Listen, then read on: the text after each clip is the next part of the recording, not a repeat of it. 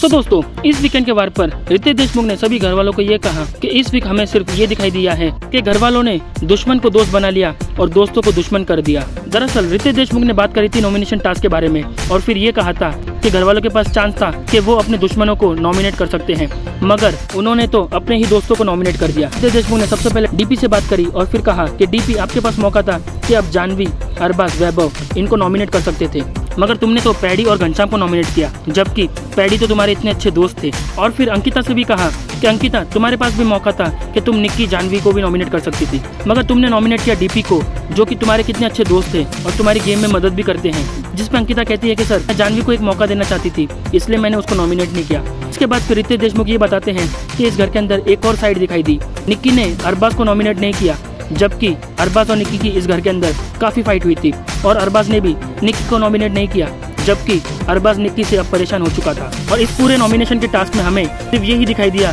Contestants ने अपने ही दोस्तों को नॉमिनेट किया और अपने दुश्मनों को बख्श दिया। और फिर लास्ट में रितेश ने ये कहा कि मैं जानता हूँ कंटेस्टेंट जरूरत के हिसाब से अपनी दोस्तियाँ करते हैं, मगर थोड़ी तो फेयर गेम खेलो। तो दोस्तों, क्या आपको भी लगता है कि घर के अंदर घर वाले एक दोस्ती कर रहे हैं? हमें कमेंट करके जरूर बताइए।